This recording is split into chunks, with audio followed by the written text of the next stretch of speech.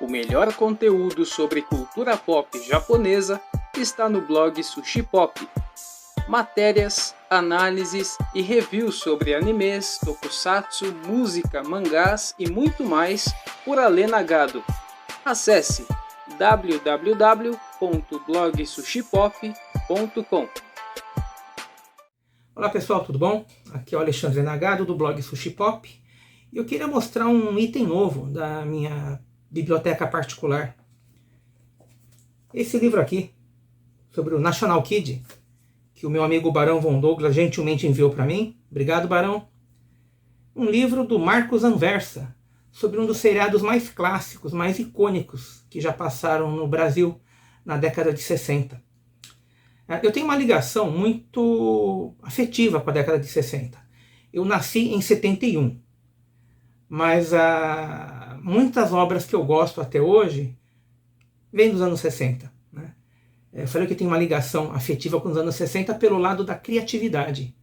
Não pelo lado da revolução de costumes ou esse tipo de coisa, o lado político e tal. Mas o lado da criatividade, que foi uma época de muita experimentação. Na música, eu, por exemplo, eu gosto muito dos Beatles, dos Monkees, Simon & Garfunkel, a banda australiana The Seekers e vários outros nomes da época, né? Que era uma música de altíssima qualidade, né? Na parte de animação japonesa, poxa, Speed Racer, A Princesa e o Cavaleiro, Fantomas, Shadow Boy, no Tokusatsu, Ultraman, os Ultras originais, Ultraman, Ultra Seven, e também outros como Robô Gigante, Vingadores do Espaço, animações americanas também, os super-heróis da Marvel, o material da Hanna-Barbera, enfim, era uma época muito, muito experimental, de muita criatividade. Depois eu comecei a descobrir o material de quadrinhos brasileiros dos anos 60, que acabou virando um tema de pesquisa para mim. E é uma época muito interessante. O National Kid, ele não é da minha época. Eu conheci o National Kid através de reprises. Só que eu vi alguns episódios na época da TV Manchete, eu vi alguma coisa em VHS também, e sempre pareceu uma coisa muito, muito interessante, muito criativa, com toda aquela ingenuidade da época, que é fascinante, né? As histórias, por um lado, tinham muito mais liberdade criativa, né? O merchandising, aquela parte de brinquedos ainda não era uma coisa forte, estava bem no começo. Então, os roteiristas não tinham que criar histórias para justificar brinquedos. São os brinquedos que seriam feitos depois para capitalizar em cima das histórias. Hoje, a gente fala muito que o Tokusatsu basicamente é feito para vender brinquedos. E é uma verdade, uma das verdades. Mas na época o objetivo era conseguir audiência para as emissoras de TV através de um bom entretenimento. Tinha que ter uma qualidade, as pessoas tinham que assistir, e aí a partir de anunciantes, etc., as emissoras teriam interesse no programa, em exibir, em reprisar o programa. Então havia muito mais liberdade, né? O National Kid, ele já inaugura uma era onde a parte empresarial era importante. Ele é um garoto propaganda, né? Inicialmente. E tudo no produto National Kid, ele lembra isso.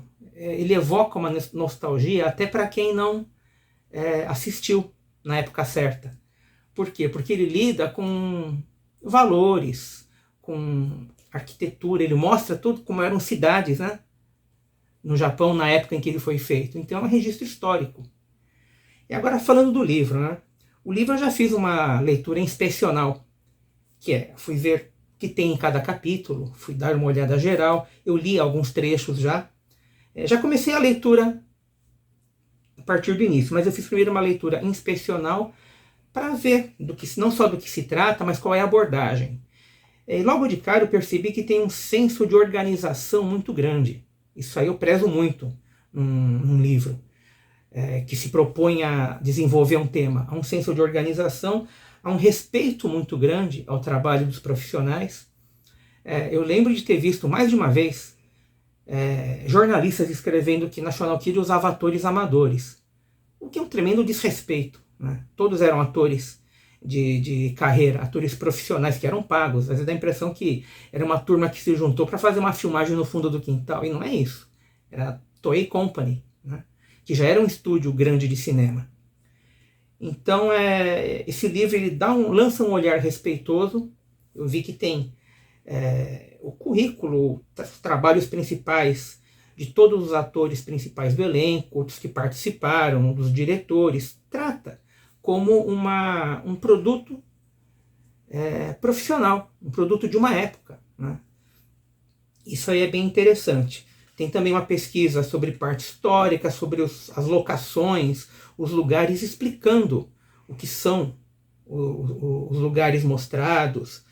Isso aí é tudo muito interessante. Falando também sobre a passagem do National Kid no Brasil, o impacto cultural que isso causou.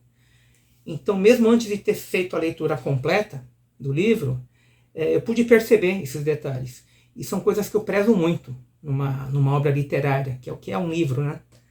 Então, desde já, parabéns para o Marcos, para os colaboradores dele, né? O Masashi Sakai e o Roberto Sesostres. E eu tenho certeza que esse livro já vai ser uma grande fonte de referência para futuras pesquisas. Então é isso. Obrigado, Barão. Grande abraço, até a próxima. Falou!